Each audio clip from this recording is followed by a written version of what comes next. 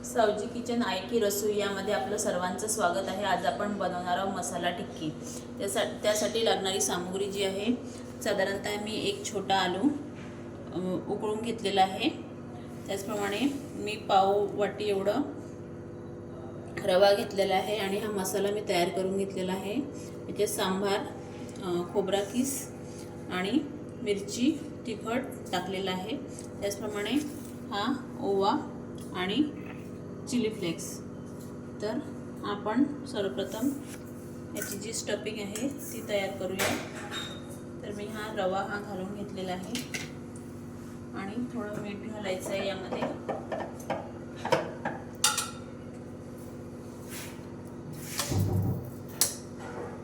साधारणतः अर्धा चमच एवढं मीठ घातलेलं आहे मी।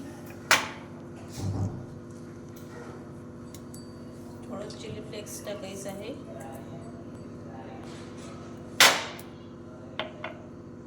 आणि क्रश करून ओवा टाकायचा आपल्याला।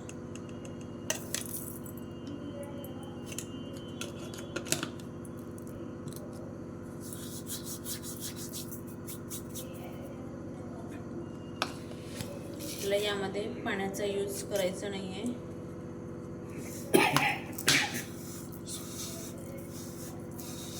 तर याला छान भिजून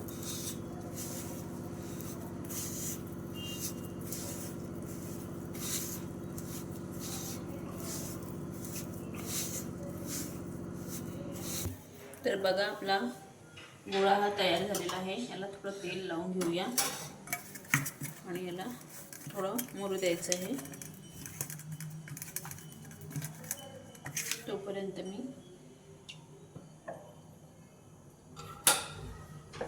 मैदा घेतलेला आहे, मी अगदी छोट्या वाटीने 1 वाटी।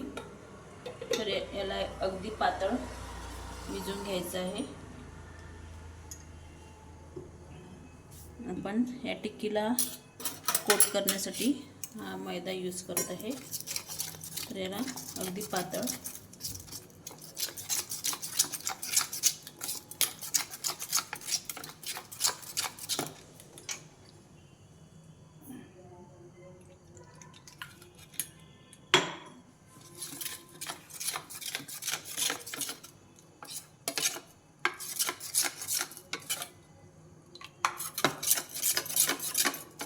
बघा। तर आपण अगदी पातळ भिजवून घेतलेलं आहे। आणखी थोडं पाणी टाकते।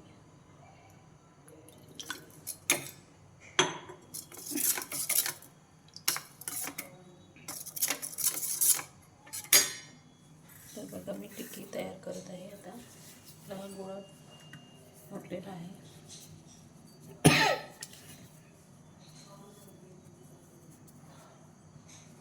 तुम्ही कुठलीही स्टफिंग भरू शकता, जसं आता वाटाणे मिळते, वाटाणे, त्याचप्रमाणे तुरीचे दाणे, याची पण स्टफिंग तुम्ही देऊ शकता आणि कुठलाही आकार देऊ शकता याला छान पॅक करायचं आहे।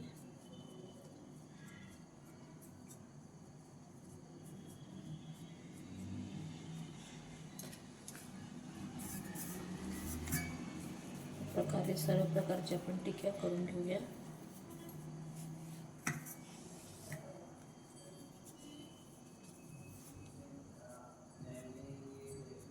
एकदा नक्की करून बघा, खायला खूप छान वाटते। एक चेंज म्हणून आपण करू शकतो। तुम्ही गाजर, मुळा याचा पण मसाला तुम्ही यामध्ये भरू शकता।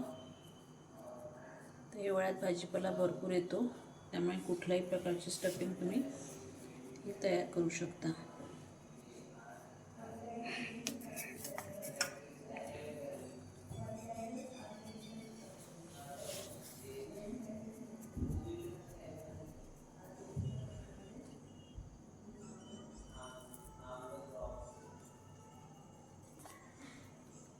कधी कोणी आलं तर आपण हे एक वेगळा नाश्ता म्हणून देऊ शकतो। आपल्या आपल्याकडे मसाला तयार असला आणि आपण बघा आपली टिक्की जी आहे ती तयार झालेली आहे.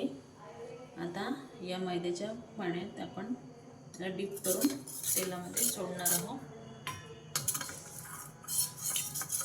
किंवा तुम्ही कॉर्नफ्लॉवर पण घेऊ शकता पावडर.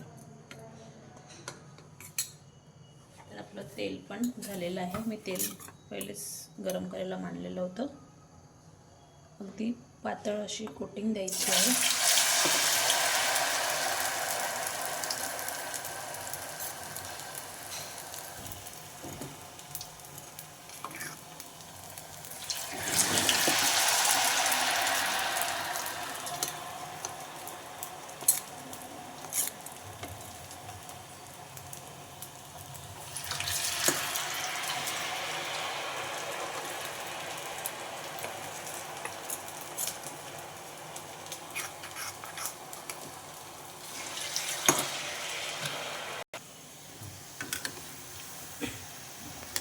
बघा तर आपल्या टिक्क्या जे आहे ते एकदम रेडी आहे.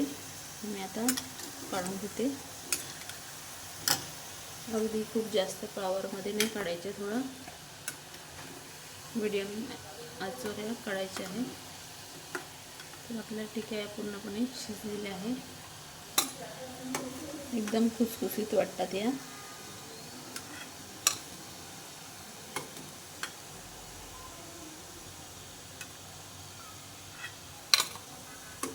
आणि रव्याचे असल्यामुळे हेल्दी पण असतात. तर तुम्ही ही जी रेसिपी आहे तुम्ही नक्की करून बघा.